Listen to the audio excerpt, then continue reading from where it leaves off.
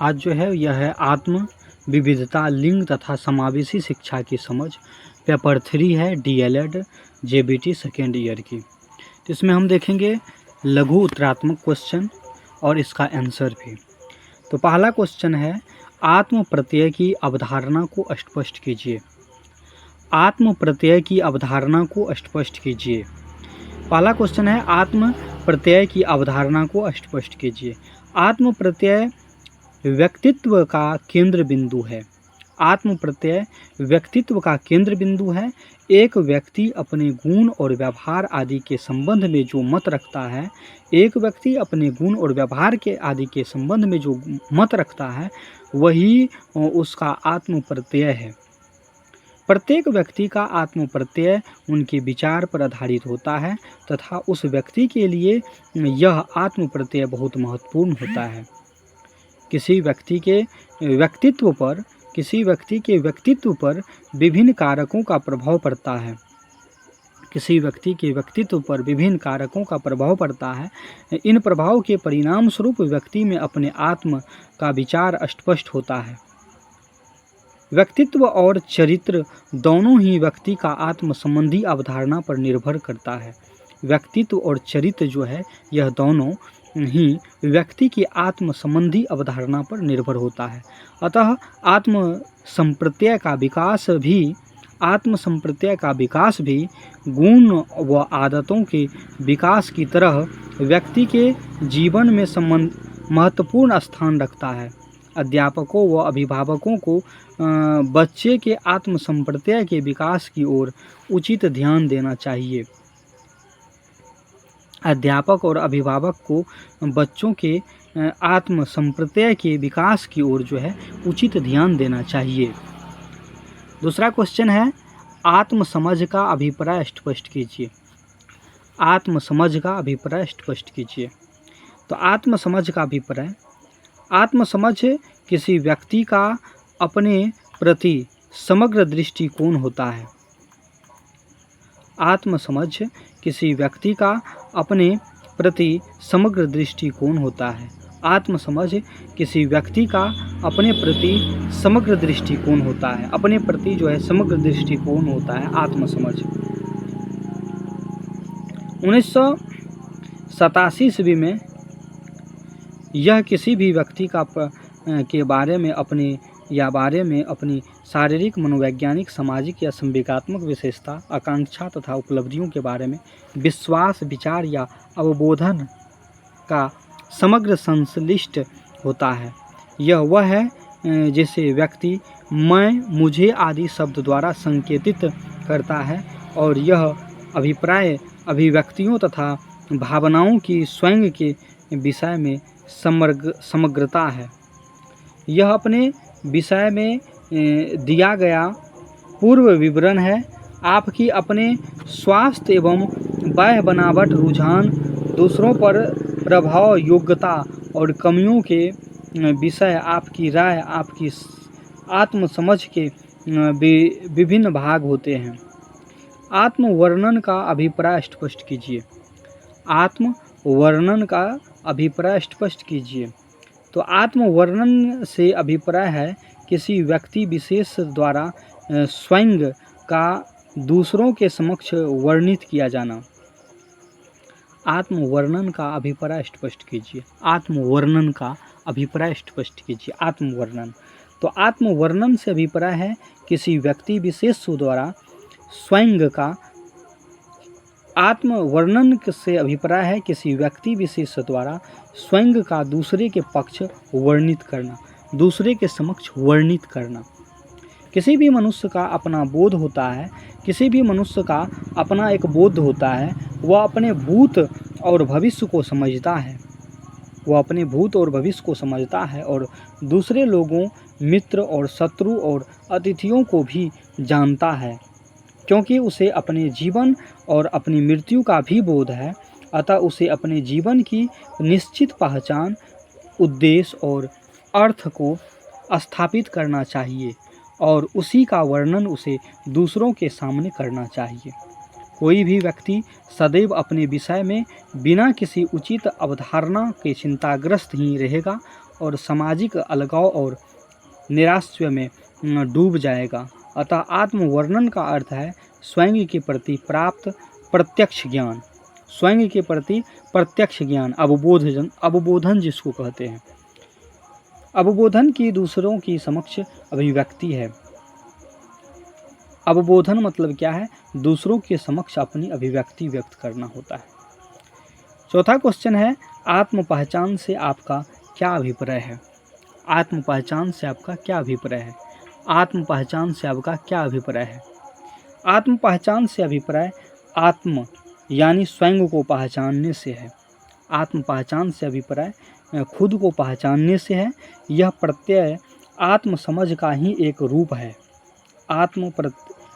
यह प्रत्यय आत्म समझ का ही एक रूप है। आत्म पहचान हेतु व्यक्ति को स्वयं शब्द को स्पष्ट रूप से समझ लेना चाहिए। स्वयं का मतलब होता है स्वयं की पहचान। स्वयं का व्यक्तित्व अर्थात जो कुछ भी कोई व्यक्ति है, मोटे रूप में स्व को ऐसे कथन के रूप में परिभाषित किया जाता है जैसे मैं इस प्रकार का व्यक्ति हूँ, स्वयं मैं इस प्रकार का व्यक्ति हूँ, ये मेरी शक्ति और ये मेरी कमजोरियाँ हैं। इस प्रकार स्व किसी व्यक्ति के संपूर्ण व्यक्तित्व की एक और संकेत करता है। स्व मतलब किसी व्यक्ति की संपूर्ण व्यक्तित्व से यह चीज़ होता है, इसको संकेत करता है, संपूर्ण व्यक्तित्व से की ओर इंगित करता है। स्व किसी व्यक्ति के संपूर्ण व्यक्तित्व को डिनोटेड करता है, इंगित करता है या सूचित करता है। इसके अंतर्गत शारीरिक स्व और उनकी पहचान का भाव सम्मिलित होता है। स्व व्यक्तित्व का केंद्रीय स्थल है। स्व क्या है? व्यक्तित्व की केंद्रीय स्थल है। यह व्यक्तिकता की प्रक्रिया को दिशा देता है जिसके माध्यम से अचेतन मन के उपयोगी और रचनात्मक पक्ष को चेतन बनाया जाता है और उसे एक उत्पादनकारी क्रिया की ओर ले जाया जाता है। आत्म की पहचान रखने वाला बालक अथवा व्यक्ति जीवन को अधिक व्यावहारिकता के साथ जी सकता है। आत्म की पहचान रखने वाला बालक जो है या आत्म की पहचान रखने वाले व्यक्ति जो है जीवन को अधिक व्यावहारिकता से के साथ जी सकता है। पांचवा क्वेश्चन है, आत्मसम्मान का अर्थ स्पष्ट कीजिए। आत्मसम्मान का अर्थ स्पष्ट कीजिए। बालक का आत्मसम्मान विशेष तौर से उसकी अपनी योग्यता का मूल्यांकन प्रभावी और उसकी लोकप्रियता है। कुछ सीमा तक यह उनके प्रति दूसरे द्वारा किए गए मूल्यांकन का प्रतिबिंब है। इसके आत्मसम्मान की मात्रा ही उसके व्यवहार को प्रभावित करती है। जिन गुणों के लिए यह पर्यंत कर रहा है, आत्मसम्मान की यह मात्रा उसके क्षेत्र को सीमित करने की विस्तृत करने में होती है, चाहे उसका संबंध शैक्षिक कार्य से हो, खेल से हो अथवा मित्रता से हो। निम्न आत्मसम्मान बालकों की मौलिकता को कम करता है, जबकि उच्च कोटि का आत्मसम्मान बालकों को पर्यंतशील स्वयं निर्णय लेने वाला बनाता है। अतः आत्मसम्मान स्वयं के व्यवहार के प्रति एक सकारात्मक अभिवृत्ति है। अधिकांश रूप में यह एक टिकाऊ व्यक्तित्व मनोवृत्ति है। छठा क्वेश्चन है, सामाजिक तुलना से आप क्या समझते हैं? सामाजिक तुलना से आप क्या समझते हैं? सामाजिक तुलना से आप क्या समझते हैं? बालक के अथवा व्यक्ति के संदर्भ में, बालक के अथवा व्यक्तित्व के संदर्भ में, व्यक्ति के संदर्भ में सामाजिक तुलना उसकी आत्मसमझ, आत्म प्रत्यय, आत्म पहचान और आत्मसम्मान पर निर्भर करती है। सामाजिक तुलना से आप क्या समझते हैं? सामाजिक तुलना, छठा क्वेश्चन है, सामाजिक तुलना से आप क्या समझते हैं? तो बालक के अथवा व्यक्ति के संदर्भ में सामाजिक तुलना उसकी आत्मसमझ से, आत्म प्रत्यय से, आत्म पहचान से, आत्मसम्मान पर निर्भर करती है। मनोवैज्ञानिक तत्व है कि बालक स्वयं जिस स्तर पर होता है, आमतौर पर वह अपनी तुलना या समानता समाज में अपने समान स्तर वाले बालक से ही करता है। यही कारण है कि यदि कोई बालक जो पढ़ाई में मेधावी है तो वह अपनी तुलना अपनी कक्षा या अपने समाज में किसी अन्य मेधावी बालक से करता है। वह अपने को उसके समतुल्य अथवा उससे ऊपर देखना चाहते हैं, उससे नीचे नहीं।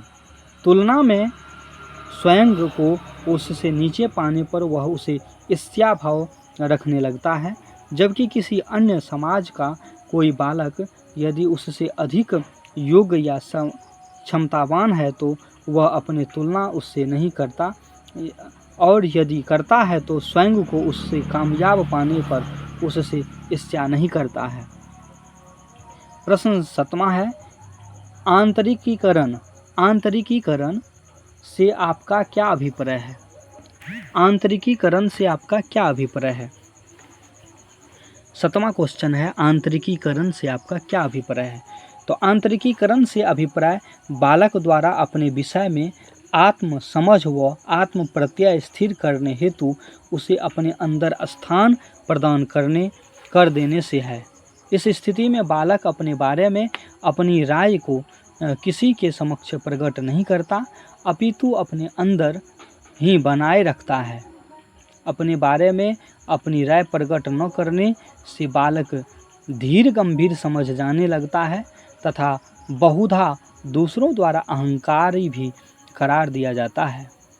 हालांकि इस प्रकार अपनी राय के आंतरिकीकरण द्वारा बालक के सामने अपने लक्ष्य की ओर बढ़ने और उन्नति करने का एक बेहतरीन अवसर उपलब्ध होता है। आंतरिकीकरण से आपका क्या अभिप्राय है? तो आंतरिकीकरण से अभिप्राय बालक द्वारा अपने विषय में आत्म समझ व आत्म प्रत्यय स्थिर करने हेतु अपने अंदर स्थान प्रदान करने देने से होते हैं। इस स्थिति में बालक अपने बारे में अपनी राय को किसी के समक्ष प्रकट नहीं करता।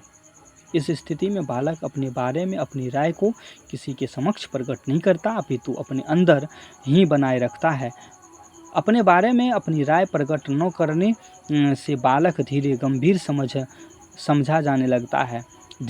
समझा जाने लगता है तथा वसुधा दूसरों द्वारा अहंकारी भी करार दिया जाने लगता है। हालांकि इस प्रकार अपनी राय के आंतरिकीकरण द्वारा बालक के सामने अपने लक्ष्य की ओर बढ़ने तथा उन्नति करने का एक बेहतरीन अवसर उपलब्ध होता है। 8वां क्वेश्चन है, आत्मनियंत्रण का अभिप्राय स्पष्ट कीजिए। आत्मनियंत्रण का अभिप्राय स्पष्ट कीजिए। आत्मनियंत्रण से अभिप्राय स्वयं पर नियंत्रण रखने से है। आत्मनियंत्रण से अभिप्राय स्वयं पर नियंत्रण रखने से है।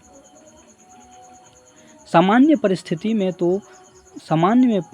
में तो सभी अपने पर नियंत्रण रखते हैं, परंतु आत्मनियंत्रण बालक अथवा व्यक्ति विपरीत परिस्थिति में अपने पर नियंत्रण रखता है।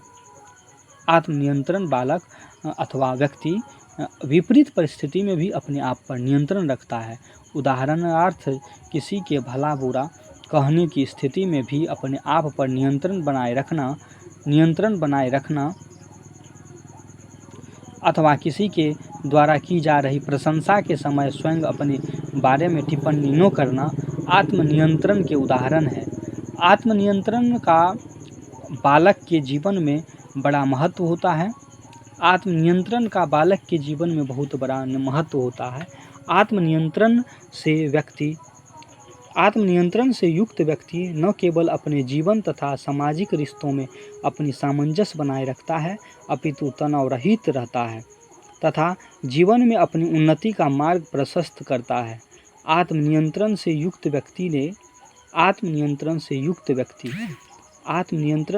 व्यक्ति के मित्र की संख्या काफ़ी अधिक होती है। आत्मनियंत्रण से युक्त व्यक्ति के मित्र की संख्या अधिक होती है तथा वह अच्छी समझ के साथ अपनी मैत्रीय भाव बनाए रखता है। 9वां क्वेश्चन है, नैतिकता का आशय समझाइए। नैतिकता की आशय समझाइए। नैतिकता का संप्रत्यय एक सापेक्ष संप्रत्यय होता है, को-रिलेटिव कंसेप्ट होता है। नैतिकता का संप्रत्यय एक सापेक्ष संप्रत्यय होता है। नैतिकता का संप्रत्यय एक सापेक्ष संप्रत्यय होता है। इसकी व्याख्या भी समाज और संस्कृति के संदर्भ में ही की जाती है।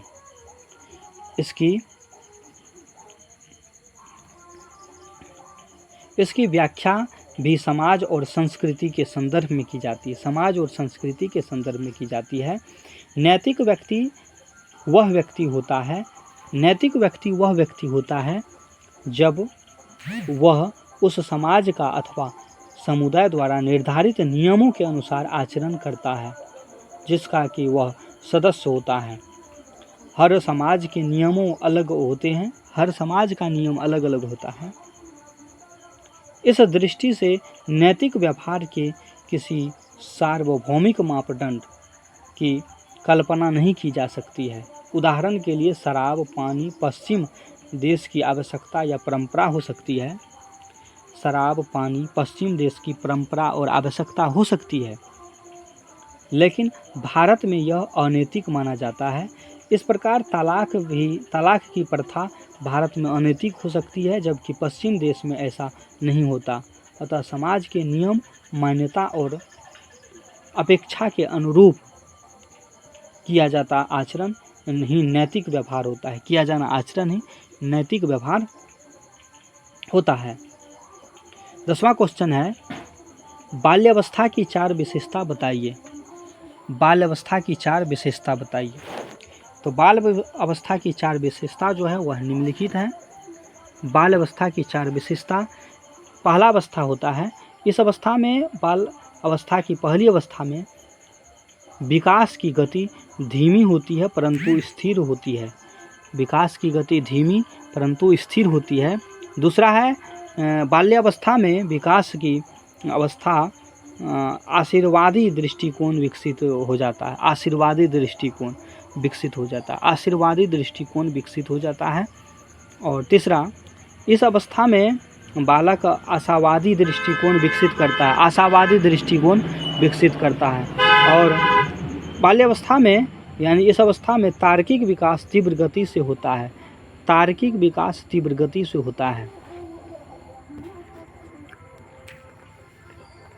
11वां क्वेश्चन है कि बाल्यावस्था से आपका क्या अभिप्राय है। बाल्यावस्था की कितनी उप अवस्थाएँ होती है। 11वां क्वेश्चन है, बाल्यावस्था से आपका क्या अभिप्राय है। बाल्यावस्था की कितनी उप अवस्थाएँ हैं।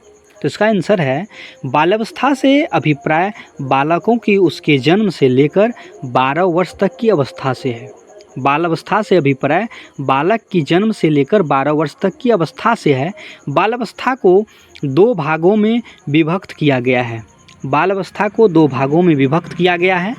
पहला है पूर्व बाल्यावस्था। इसमें 3 से 6 वर्ष तक की आयु वाले बालक आते हैं। 3 से 6 वर्ष तक के बालक आते हैं जिसे पूर्व बाल्यावस्था कहते हैं। दूसरा होता है उत्तर बाल्यावस्था, जिसमें 6 वर्ष से 12 वर्ष तक की बाल्यावस्था के बालक आते हैं। उत्तर बाल्यावस्था में इसमें 6 वर्ष से लेकर 12 वर्ष तक के बालक आते हैं। अगला क्वेश्चन है 12वीं क्वेश्चन है, मानवीय मूल्यों का अभिप्राय स्पष्ट कीजिए। मानवीय मूल्यों का अभिप्राय स्पष्ट कीजिए। मानवीय मूल्यों की अभिप्राय स्पष्ट कीजिए। मानवीय मूल्यों की अभिप्राय स्पष्ट कीजिए। आंसर है, मानवीय मूल्य वे मानवीय मान है। मानवीय मूल्य वे मानवीय मान है।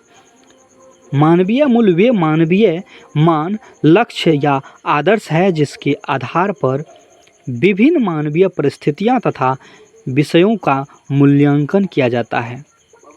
वे मूल्य व्यक्ति के जिस कुछ अर्थ रखते हैं, वे मूल्य व्यक्ति के लिए कुछ अर्थ रखते हैं और उन्हें व्यक्ति अपने सामाजिक जीवन के लिए महत्वपूर्ण समझते हैं। इन मूल्यों का एक सामाजिक सांस्कृतिक आधार या पृष्ठभूमि होती है। इन मूल्यों का एक सामाजिक सांस्कृतिक आधार या पृष्ठभूमि होती है। इसलिए प्रत्येक समाज के मूल्यों में हमें भिन्नता मिलती है। प्रत्येक समाज के मूल्य में हमें भिन्नता मिलती है। इसीलिए भारतीय समाज में हिंदुओं में विवाह के प्रति एक विशिष्ट सामाजिक मूल्य यह है कि विवाह बंधन एक पवित्र व धार्मिक बंधन है। इस कारण इसे अपनी इच्छा अनुसार तोड़ा नहीं जा सकता। साथ ही यह पवित्रता तभी बनी रह सकती है जब कि पति पत्नी एक दूसरे के प्रति वफादार हो।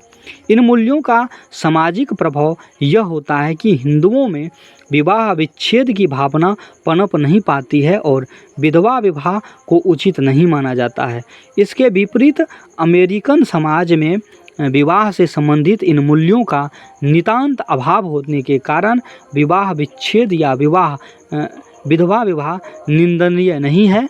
सामाजिक मूल्य सामाजिक मान है, सामाजिक मूल्य सामाजिक मान है तो कि सामाजिक जीवन के अंतः संबंधों को परिभाषित करने में सहायक होते हैं। सामाजिक जीवन के अंतः संबंध को परिभाषित करने में सहायक होते हैं।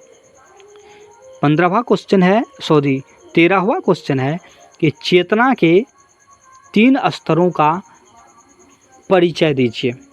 चेतना के 3 स्तरों का परिचय दीजिए। चेतना के 3 स्तरों का परिचय दीजिए। चेतन स्तर पहला जो है वह है, चेतन स्तर पर वे सभी बातें रहती है। चेतन स्तर पहला पर वे सभी बातें रहती है जिनके द्वारा हम सोचते समझते और कार्य करते हैं। सोचते समझते और कार्य करते हैं। चेतन स्तर पर फर्स्ट चेतन स्तर पर वे सभी बातें होती हैं जिसके द्वारा हम सोचते समझते और कार्य करते हैं। चेतना में भी मनुष्य का अहम भाव रहता है और यही विचार का संगठन है, विचार का संगठन भी है। अवचेतन स्तर दूसरा जो है अवचेतन स्तर। अवचेतन स्तर में वे बातें रहती है जिनका ज्ञान हमें तत्काल क्षणिक रहती है किंतु उचित समय पर उन्हें याद किया जा सकता है। उचित समय पर उन्हें याद किया जा सकता है। अवचेतन स्तर में वे सारी बातें आती है जिनका ज्ञान हमें तत्काल नहीं रहता किंतु उचित समय पर उन्हें हम याद कर सकते हैं। उसके बाद होता है अचेतन स्तर। अचेतन स्तर में क्या होता है कि इसमें जो हम भूल चुके हैं और जो हमारे यत्न करने पर भी हमें याद नहीं आती, पर्यंत करने पर भी हमें याद नहीं आती, विशेष प्रक्रिया से जिन्हें याद कराया जा सकता है, जिसे विशेष प्रक्रिया से याद कराया जाता है, यही हो गया अचेतन। तो आप देख गए चेतना के 3 स्तर होते हैं, एक चेतन, एक अवचेतन, एक अचेतन। पुरुषवादी सामाजिक संरचना से क्या अभिप्राय है? पुरुषवादी सामाजिक संरचना से क्या अभिप्राय है? पुरुष प्रधान समाज से आप क्या समझते हैं? पुरुष प्रधान समाज से आप क्या समझते हैं या पुरुषवादी सामाजिक संरचना से आपका क्या अभिप्राय है?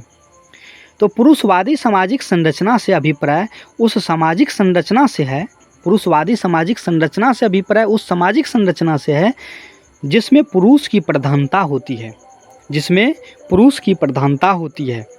घर परिवार तथा समाज के महत्वपूर्ण निर्णय पुरुषों के द्वारा पुरुष की प्रधानता को ध्यान में रखकर किए जाते हैं। पुरुषवादी समाज में स्त्री मानव होते हुए भी द्वितीय श्रेणी की प्राणी बनकर रह जाती है। पुरुषवादी समाज में स्त्री मानव होते हुए भी द्वितीय श्रेणी की प्राणी बनकर रह जाती है। स्त्री का मान सम्मान सब कुछ पुरुष के संकेतों पर निर्भर करता है। स्त्री का मान सम्मान सब कुछ पुरुष के संकेतों पर निर्भर करता है। हालांकि हमारे देश में कानून स्त्री पुरुष में कोई भेदभाव नहीं करता, परंतु अप्रत्यक्ष रूप से चूँकि हमारा समाज पुरुषवादी समाज है, अतः यहाँ हमेशा से ही पुरुष की प्रधानता रही है। यदि संसार के परिक्षेप में भी देखा जाए तो संसार भर के अधिकांश समाज पुरुषवादी संरक्षित हैं, पुरुषवादी संरक्षित समाज हैं। अगला क्वेश्चन है, स्त्रीवादी सामाजिक संरचना से क्या अभिप्राय है? स्त्रीवादी सामाजिक संरचना से क्या अभिप्राय है? स्त्री प्रधान समाज से आप क्या समझते हैं? ऐसे भी कह सकते हैं कि स्त्री प्रधान समाज से आप क्या समझते हैं? तो स्त्रीवादी सामाजिक संरचना से अभिप्राय उस सामाजिक संरचना से होता है जिसमें स्त्री की प्रधानता होती है। घर परिवार हो, समाज हो, वहाँ जो महत्वपूर्ण निर्णय लिए जाते हैं वह स्त्री के द्वारा लिए जाते हैं। हमारे देश में पूर्वोत्तर राज्य में जैसे नागालैंड हो गया, यहाँ जो है स्त्रीवादी सामाजिक संरचना दिखाई देती है। उस समाज में नागालैंड में स्त्री घर के महत्वपूर्ण कार्य जैसे कारोबार करना आदि करती है तथा पुरुष घर पर रहते हैं। परंतु भारतवर्ष ही नहीं, संसार भर में स्त्रीवादी समाज बहुत कम रहते दिखते हैं। संसार के अधिकांश समाज की संरचना जो है वह पुरुषवादी है। सिर्फ कुछ जनजाति में ही स्त्रीवादी स्त्री प्रधान समाज रहते हैं या स्त्रीवादी सामाजिक संरचना देखने को मिलते हैं। अगला क्वेश्चन है, नारीवाद से क्या अभिप्राय है? नारीवाद से क्या अभिप्राय है? नारीवाद से क्या अभिप्राय है? संसार भर में आज अनेक वाद जैसे मार्क्सवाद हो गया, गांधीवाद हो गया आदि प्रचलित है। संसार भर में आज अनेक वाद प्रचलित हैं जैसे मार्क्सवाद, गांधीवाद। इन्हीं वादों में एक वाद नारीवाद भी है। आज स्त्रियों का सामाजिक दृष्टि से उत्थान करने और उन्हें पुरुषों के बराबर पर व्यावहारिक दर्जा दिलाने हेतु यह वाद बहुत तेज़ी से आगे बढ़ रहा है तथा स्त्रीवाद अथवा नारीवाद के नाम से जाना जाता है। ऑक्सफोर्ड डिक्शनरी के अनुसार स्त्रीवाद स्त्रियों के अधिकारों की मान्यता, उनकी उपलब्धियों एवं अधिकारों की वकालत करता है। अगला क्वेश्चन है, नारीवाद की दो विशेषता बताइए। नारीवाद की प्रकृति क्या है? नारीवाद की प्रकृति क्या है या नारीवाद की दो विशेषता बताइए। तो नारीवाद की जो विशेषता वह निम्नलिखित है। नारीवाद समाज में पुरुषों की प्रधानता को ही स्त्री के दमन तथा उनके साथ किए जाने वाले दुर्व्यवहार का प्रमुख कारण मानता है। नारीवाद समाज में पुरुष की प्रधानता को ही स्त्रियों के दमन तथा उनके साथ किए जाने वाले दुर्व्यवहार का प्रमुख कारण मानता है। दूसरा कारण, नारीवाद का आधारभूत विचार है कि स्त्रियां मात्र लैंगिक प्राणी नहीं है अपितु मानव प्राणी भी है। अतः इस विचारधारा के समर्थन का कहना है कि स्त्रियों को केवल माता, पत्नी या बहन के रूप में ही नहीं देखा जाना चाहिए अपितु उसे एक इंसान के रूप में भी देखा जाना चाहिए। अगला क्वेश्चन है, उदारवादी नारीवाद क्या है? उदारवादी नारीवाद क्या है? उदारवादी नारीवाद एक ऐसी विचारधारा है जो स्त्री तथा पुरुष की समानता का समर्थन करती है। इस विचारधारा के प्रमुख समर्थक था जॉन लॉक। दूसरा विचारधारा का समर्थक जो था वह था जे.एस.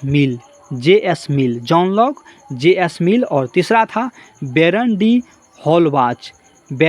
हॉलवाच, मेरी वॉलस्टोनक्रॉफ्ट, मार्गरेट फुलर आदि। उदारवादी नारीवाद के प्रचारक स्त्री को मात्र लैंगिक प्राणी न समझकर एक मानव प्राणी मानते हैं। उनके अनुसार स्त्री को केवल माता, पत्नी या बहन के रूप में नहीं देखा जाना चाहिए अपितु उसे एक इंसान के रूप में भी देखा जाना चाहिए।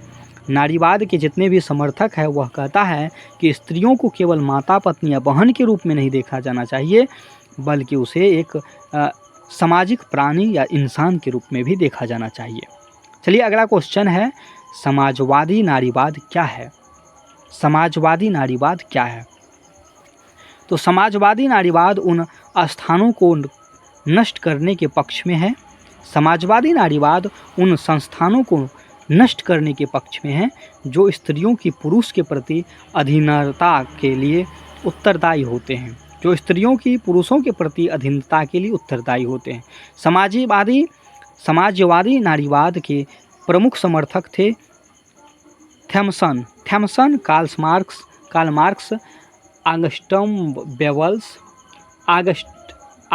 आगस्ट बेबल्स और एंजिल्स, विलियम थॉमस,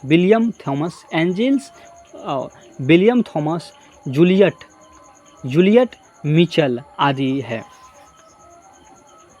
समाजवादी नारीवाद का समर्थक कौन कौन है? समाजवादी नारीवाद का समर्थक में था Thomson, Karl Marx, August Bebel, Engels, William Thomas, Juliet Mitchell आदि।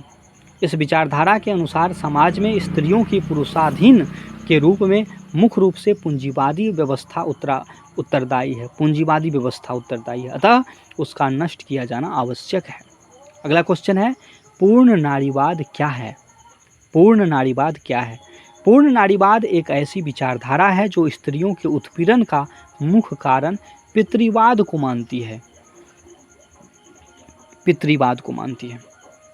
पूर्ण नारीवाद एक ऐसी विचारधारा है, पूर्ण नारीवाद एक ऐसी विचारधारा है जो स्त्रियों के उत्पीड़न का मुख्य कारण पितृवाद को मानती है। पूर्ण नारीवाद के समर्थन में बेटी फ्राइंडन, कैट मिल्ट, एम डेली तथा सुलामित फायर स्टोन है। इस विचारधारा के समर्थक का मानना है कि पुरुष प्रधान समाज में ही स्त्री पर पुरुष का प्रभुत्व स्थापित करने की व्यवस्था मौजूद है। ये व्यवस्थाएं जीवन के प्रत्येक क्षेत्र में स्त्रियों को पुरुष के अधीन बनाए रखते हैं। इसी कारण पुरुष नारीवाद विवाह एवं परिवार की संस्था का भी विरोध करते हैं। अगला क्वेश्चन है, लिंग असमानता के कोई 4 दुष्प्रभाव लिखें। लिंग असमानता के कोई 4 दुष्प्रभाव को लिखें। 8वां क्वेश्चन है, लिंग असमानता के कोई 4 दुष्प्रभाव को लिखें। लिंग असमानता के वैसे तो अनेक दुष्प्रभाव हो सकते हैं, लेकिन इसमें प्रमुख 4 निम्नलिखित हैं। लिंग असमानता के कारण स्त्रियों से भेदभाव व उन पर अत्याचार बढ़ते हैं। लिंग असमानता के कारण ही स्त्रियों पर अत्याचार बढ़ते हैं। दूसरा है, इसके कारण स्त्रियों में अशिक्षा बढ़ती है और इसके कारण हर स्तर पर स्त्री का शोषण होता है। इसके कारण स्त्री अपने आप को सदैव असुरक्षित महसूस करती है। अगला क्वेश्चन है, सामाजिक उत्थान के लिए स्त्री की शिक्षा क्यों आवश्यक है? सामाजिक उत्थान के लिए स्त्री की शिक्षा क्यों आवश्यक है? सामाजिक उत्थान के लिए स्त्री की शिक्षा क्यों आवश्यक है? सामाजिक उत्थान के लिए स्त्रियों की शिक्षा क्यों आवश्यक है? इस शिक्षा की कमी स्त्री के पिछड़ेपन के लिए उत्तरदायी है। शिक्षा की कमी स्त्रियों के पिछड़ेपन के लिए उत्तरदायी है। शिक्षा की कमी स्त्री के पिछड़ेपन के लिए उत्तरदायी है। इसका वर्णन करें। सामाजिक उत्थान के लिए स्त्री की शिक्षा अत्यधिक आवश्यक है। अगर आप एक अच्छे समाज में रहना चाहते हैं, जो समाज डेवलपिंग है, तो उसमें स्त्री की शिक्षा आवश्यक है। अगर स्त्री की शिक्षा नहीं हुई है तो वह समाज परिपूर्ण समाज उसको नहीं कह सकते हैं। उस समाज का भला नहीं हो सकता है, वह समाज उत्थान की ओर अग्रसर नहीं हो सकते हैं। हम जानते हैं कि बालक की प्रथम गुरु उनकी माता ही होती है। माता ही किसी भी बालक की, चाहे तो वह लड़का हो या लड़की, प्रारंभिक शिक्षा प्रारंभ करती है। यदि माता स्वयं अनपढ़ है तो वह कार्य ठीक से नहीं कर पाएगी। दूसरी ओर यदि वह पढ़ी लिखी है तो शिक्षित है तो वह अपने बच्चों को उचित शिक्षा घर पर देगी, जो कि भविष्य में हमारे समाज को उत्थान के कारण बनाएगा। अतः स्पष्ट है कि सामाजिक उत्थान के लिए स्त्री की शिक्षा आवश्यक है। अगला क्वेश्चन है, लड़कियों की शिक्षा को बढ़ावा देने के 2 उपाय लिखिए। लड़कियों की शिक्षा को बढ़ावा देने के 2 उपाय लिखिए। इसका आंसर है, लड़कियों की शिक्षा को बढ़ावा देने के 2 उपाय निम्नलिखित हैं। लड़कियों की शिक्षा को बढ़ावा देने के उपाय 2 जो है वह निम्नलिखित है। पहला है, भारत एक रूढ़िवादी देश है। यहाँ आज भी लड़कियों को पढ़ाना आवश्यक नहीं समझा जाता है। हम लोगों की यह सोच बदलकर लड़कियों की शिक्षा को बढ़ावा दे सकते हैं। दूसरा चीज़ है कि यदि लड़कियों के विवाह करने की आयु बढ़ा दी जाए तो भी लड़की की शिक्षा को बढ़ावा दिया जा सकता है। 11वां क्वेश्चन है कि लिंग समानता की अवधारणा को स्पष्ट कीजिए। लिंग समानता की अवधारणा को स्पष्ट कीजिए। उत्तर होगा, बेशक संसार भर में विभिन्न स्थानों पर लिंग 2 से अधिक मानकर वर्गीकृत किए जाते हो, परंतु वास्तव में संसार भर में 2 ही लिंग, क्रमशः स्त्री लिंग और पुरुष लिंग होते हैं। परंतु आमतौर पर लिंग के आधार पर ही पुरुष की तुलना में स्त्री के साथ भेदभाव किया जाता है। दोनों के प्रति व्यवहार असमानता को लिए हुए होता है। लिंग समानता की अवधारणा स्त्री व पुरुष दोनों को एक समान समझते हुए स्त्री के साथ भी पुरुष जैसा व्यवहार किया जाने पर बल देती है, अर्थात स्त्रियों के लिए भी वैसे ही कार्य, अधिकार, कर्तव्य की मांग करती है जैसे समाज में पुरुष द्वारा किया जाता है। 12वीं क्वेश्चन है कि शिक्षा लिंग समानता लाने का सबसे सशक्त साधन है। शिक्षा लिंग समानता लाने का सबसे सशक्त साधन है, समझाइए। अथवा हम महिलाओं की शिक्षा में रुचि किस प्रकार पैदा कर सकते हैं। हम महिलाओं की शिक्षा में किस प्रकार रुचि पैदा कर सकते हैं। तो शिक्षा लिंग समानता लाने का सबसे सशक्त माध्यम है, इसमें कोई दो राय नहीं है। शिक्षा लिंग समानता लाने का सबसे सशक्त माध्यम है। शिक्षा पुरुषों की सोच को बदल सकती है कि वे महिलाओं को आदर व सम्मान की दृष्टि से देखें। महिलाएं भी हीन भावना को दूर कर आत्मगौरव का अनुभव कर सकती है। शिक्षा ही महिलाओं में आत्मविश्वास पैदा करती है, स्वयं स्वावलंबी बनने, सफलता के आयाम स्थापित करने के योग्य बनाती है। शिक्षा द्वारा ही लिंग भेद को समाप्त कर लिंग समानता स्थापित की जा सकती है। अगला क्वेश्चन है, लिंग समानता लाने हेतु शिक्षा के 2 उपाय बताइए या 2 उद्देश्य बताइए। लिंग समानता लाने हेतु शिक्षा के 2 उद्देश्य बताइए। तो लिंग समानता लाने के लिए जो उद्देश्य 2 है वह निम्नलिखित है। पहला है लोकतांत्रिक मूल्यों का विकास करना, दूसरा है व्यक्तित्व का विकास करना। लोकतांत्रिक मूल्यों का विकास करना, व्यक्तित्व का विकास करना। लोकतांत्रिक मूल्यों का विकास करना से क्या तात्पर्य है। सामाजिक न्याय व समानता लोकतंत्र के आधारभूत मूल्य हैं। अतः यदि बालकों में इन मूल्यों का विकास होता है तो लिंग समानता का लक्ष्य पूरा हो जाएगा। दूसरा है शिक्षा का उद्देश्य है सभी नागरिकों में या सभी विद्यार्थियों में व्यक्तित्व का विकास हो। अतः महिलाओं के व्यक्तित्व का भी विकास हो ताकि वे अपनी योग्यता अनुसार आगे बढ़ सके। 14वां क्वेश्चन है, भारत में स्त्रियों की निम्न स्थिति के कौन कौन से कारण हैं। भारत में स्त्रियों के निम्न स्थिति के कौन कौन से कारण हैं। तो भारत में स्त्रियों की निम्न स्थिति के अनेक कारण हो सकते हैं, जिसमें कुछ है। भारतीय समाज एक पुरुष प्रधान समाज है जहां स्त्री को घर की विषय वस्तु समझा जाता है।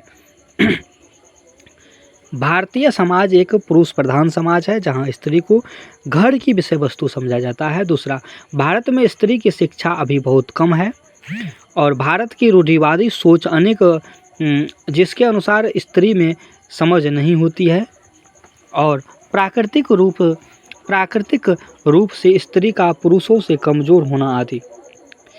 अगला क्वेश्चन है कि भारत में स्त्रियों की स्थिति पर एक संक्षिप्त टिप्पणी लिखें। भारत में स्त्री की स्थिति पर एक संक्षिप्त टिप्पणी लिखें। अथवा भारत की संकीर्ण मानसिकता स्त्री के पिछड़ेपन के लिए किस प्रकार उत्तरदायी है। भारत की संकीर्ण मानसिकता स्त्रियों के पिछड़ेपन के लिए कैसे उत्तरदायी है, इसको ही समझाइए। तो उत्तर होगा, बेशक आज भारत को स्वतंत्र हुए 70 सालों से अधिक हो चुके हैं, परंतु अब भी भारत में स्त्री की स्थिति अत्यंत दयनीय ही बनी हुई है। भारत एक पुरुष प्रधान देश है। यहाँ आमतौर पर लोगों का मानना है कि स्त्री घर संभालने के लिए है तथा पुरुष बाहर के कार्य अर्थात धनोपार्जन के लिए है। अतः यहाँ पुरुष का शिक्षित होना तो आवश्यक समझा जाता है। स्त्री की पढ़ाई पर कोई ध्यान नहीं दिया जाता है। हालांकि अब सरकारी योजनाओं के प्रोत्साहन एवं कुछ लोगों की बदलती हुई सोच के कारण स्त्रियों की स्थिति में कुछ सुधार होता हुआ प्रतीत हो रहा है, परंतु अब भी देश में स्त्री की स्थिति सुधारने में बहुत समय लगेगा। अगला क्वेश्चन है, लिंग समानता की 2 आवश्यकता बताइए।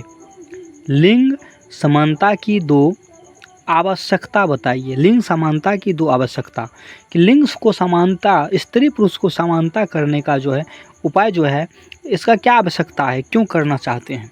तो इसका आवश्यकता है 2 जो निम्नलिखित हैं। देश के विकास के लिए यह आवश्यक है कि उपलब्ध मानव संसाधन का समुचित उपयोग हो।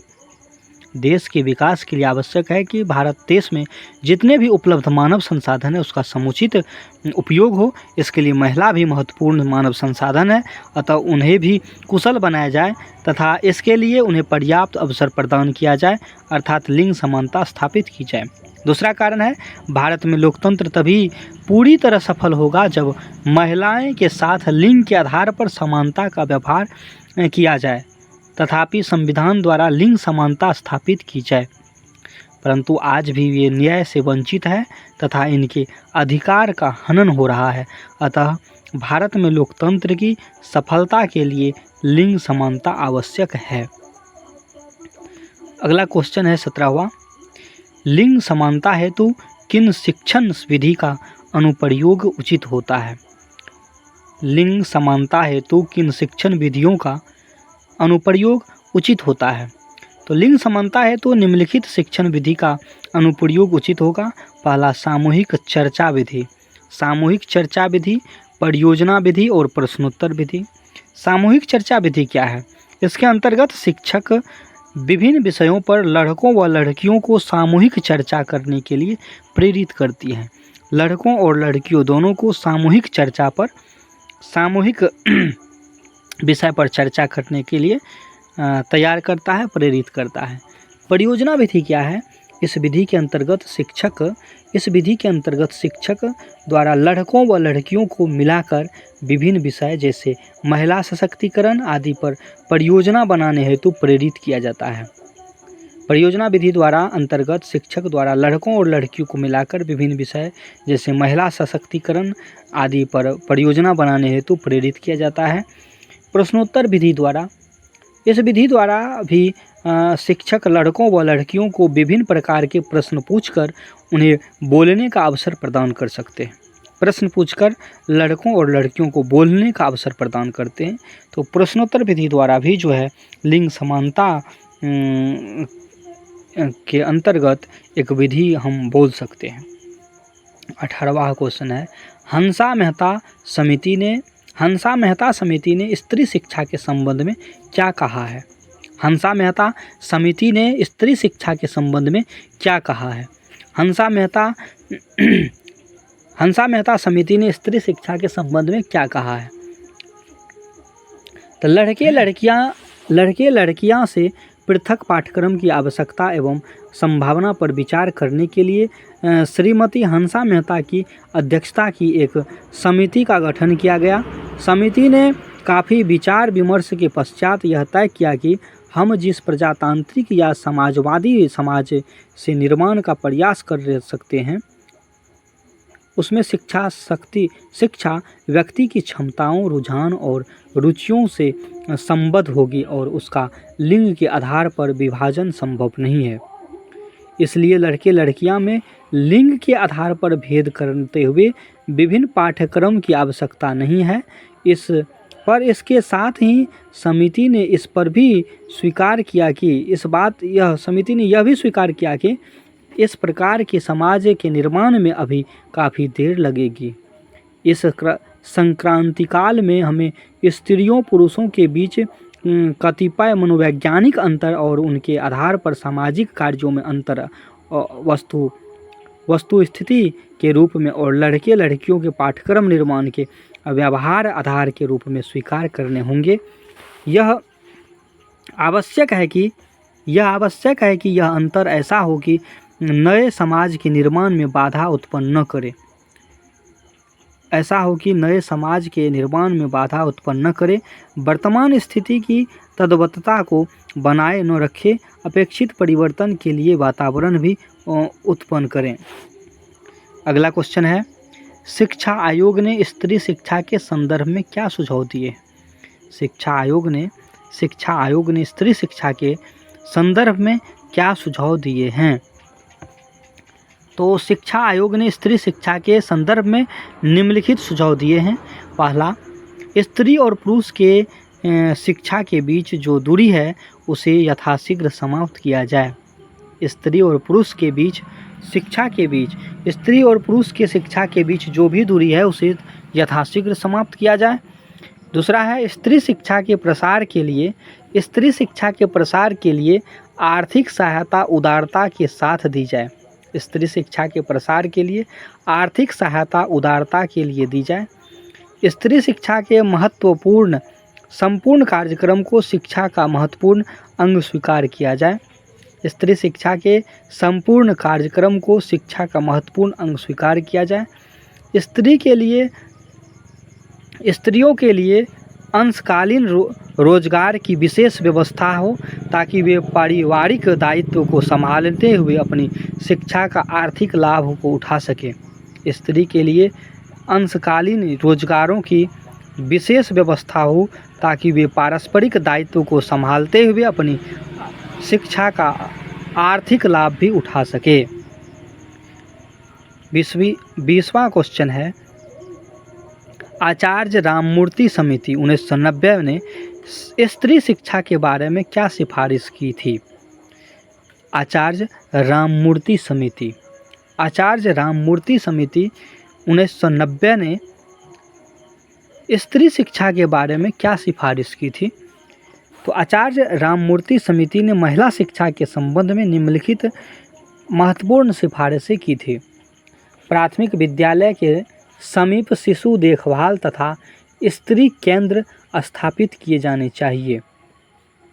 आचार्य राममूर्ति समिति ने कहा था कि प्राथमिक विद्यालय के समीप जो है शिशु देखभाल तथा शिक्षा केंद्र स्थापित किए जाने चाहिए।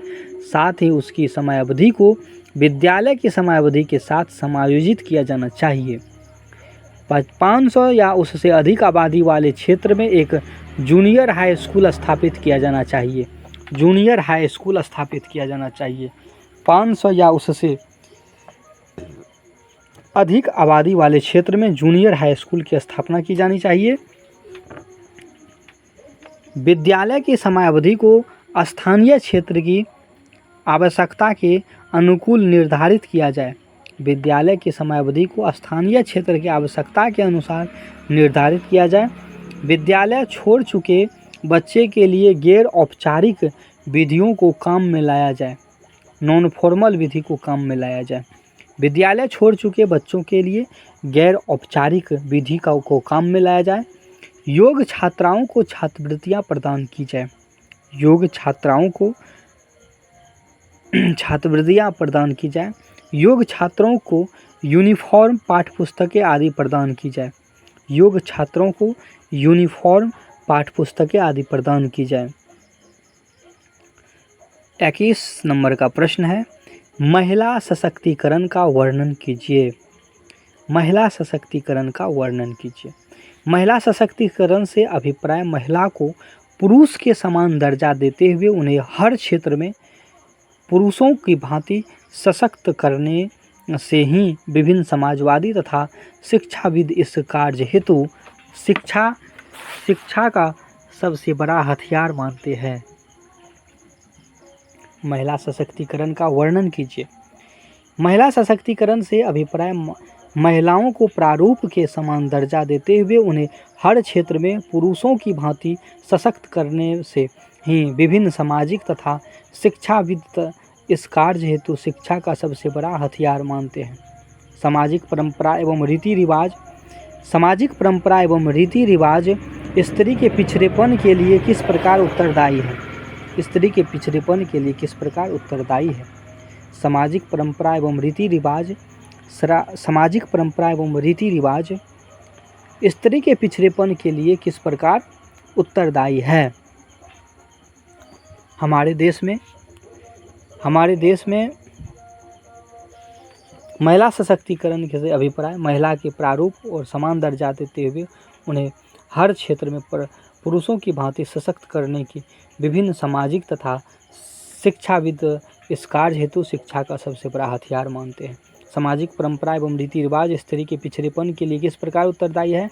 हमारे देश में सामाजिक परंपराएं एवं रीति रिवाज बहुत हद तक स्त्री के पिछड़ेपन के लिए उत्तरदायी है। हमारे देश में जितने भी सामाजिक परंपरा है, रीति रिवाज है, उसी से स्त्री के पिछड़ेपन का एक पिछड़ेपन के लिए उत्तरदायी है। हमारे रीति रिवाज, चाहे वो शादी विवाह से संबंधित हो, चाहे बच्चे के जन्म से संबंधित हो, या किसी व्रत त्योहार से संबंधित हो, सभी में स्पष्टतः पुरुषों ये स्त्रियों के पिछड़ेपन के लिए स्वयं उत्तरदायी हो जाते हैं। महिलाओं की शिक्षा में जन सहयोग का क्या महत्व है? महिलाओं की शिक्षा में जन सहयोग की क्या महत्व है? महिलाओं की शिक्षा में जन सहयोग की क्या महत्व है? महिलाओं की शिक्षा में जन सहयोग का अत्यधिक महत्व होता है।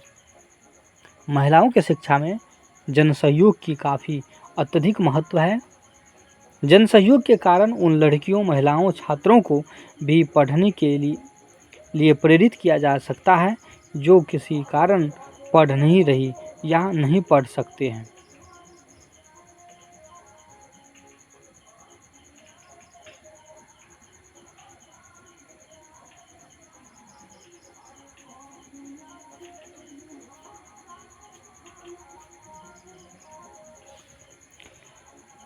पाठ्यक्रम किसे कहते हैं? पाठ्यक्रम, उससे पहला क्वेश्चन है, महिलाओं की शिक्षा में जन सहयोग का क्या महत्व है?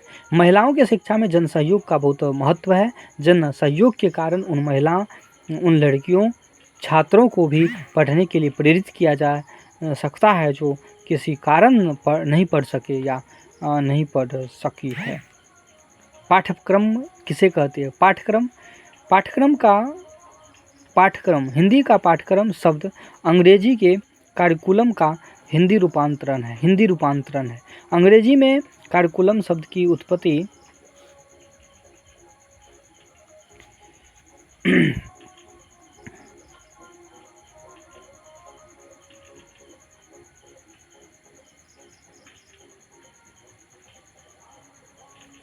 हिंदी का पाठ्यक्रम शब्द अंग्रेजी की करिकुलम शब्द हिंदी रूपांतरण है। अंग्रेजी के कॉलम शब्द की उत्पत्ति लैटिन भाषा की क्यूरेरे शब्द से हुई है, जिसका अर्थ होता है दौड़ का मैदान।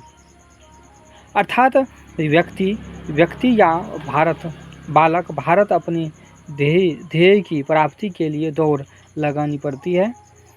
प्राचीन समय में जब बालक द्वारा कक्ष से बाहर किए जाने लगा तो अनुभवों को पाठ्यक्रम का अंग नहीं माना जाता था। उस समय बालक के द्वारा कक्षा के पढ़े जाने वाले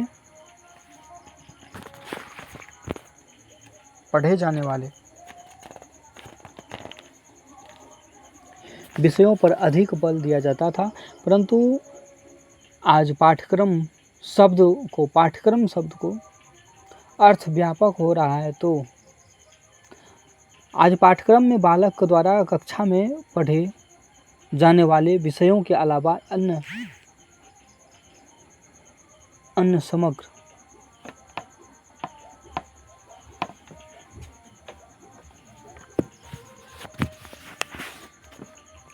समस्त क्रियाओं को व अनुभवों को भी पाठ्यक्रम में सम्मिलित किया जाने लगा है। अब पाठ्यक्रम में वे सभी क्रियाएं आती है जो अर्थात उनके अंतर्गत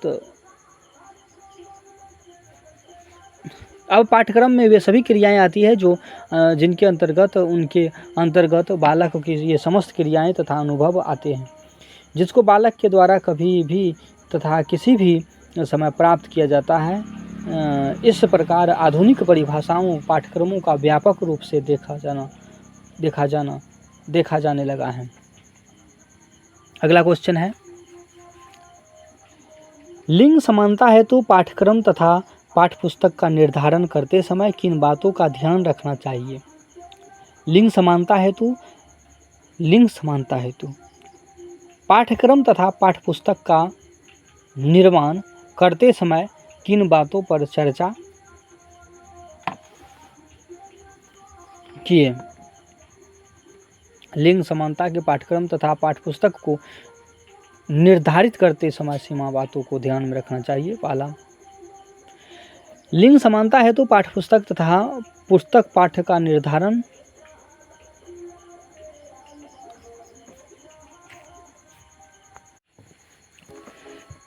लिंग समानता हेतु पाठ्यक्रम तथा पाठ्यपुस्तकों का निर्धारण करते समय किन बातों का ध्यान रखना चाहिए। तो इसमें है, भाषा की पुस्तकों में ऐसी कहानी को शामिल किया जाना चाहिए जिनसे महिला की महत्वपूर्ण भूमिका हो। गणित की पाठ्यपुस्तक में प्रश्न में केवल पुरुष पात्र न लेकर महिला पात्र भी लेना चाहिए। इतिहास में महान महिला के जीवन प्रसंगों का स्थान दिया जाना चाहिए। स्वतंत्रता संग्राम का इतिहास प्रस्तुत करते समय पुरुष के साथ साथ महिला की भागीदारी का भी प्रभावशाली वर्णन हो और प्रमुख महिला से संबंधित पाठ नियम विषय की पाठ्यपुस्तक में रखे जाएं। लिंग समानता हेतु किस प्रकार की सहगामी गतिविधि का आयोजन किया जाना चाहिए। लिंग समानता हेतु किस प्रकार की सहगामी गतिविधि का आयोजन किया जाना चाहिए। लिंग समानता हेतु निम्नलिखित सहगामी गतिविधि का आयोजन किया जाना चाहिए। लड़कियों और शैक्षिक भ्रमण पर जाने के लिए प्रेरित किया जाए, इससे उन्हें आत्मविश्वास पैदा होगा। विद्यालय में अंतर्राष्ट्रीय महिला दिवस मनाया जाए। विद्यालय में अंतर्राष्ट्रीय महिला दिवस मनाया जाए। विद्यालय में अंतर्राष्ट्रीय महिला दिवस मनाया जाए। विद्यालय में भाषण, निबंध लेखन आदि प्रतियोगिता का आयोजन किया जाए।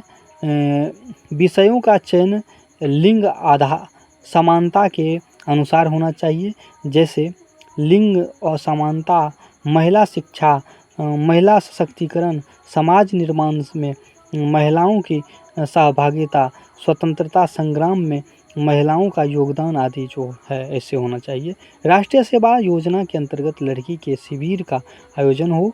राष्ट्रीय सेवा योजना के अंतर्गत लड़कियों की शिविर का आयोजन हो। महान महिलाओं के जन्म दिवस मनाया जाए।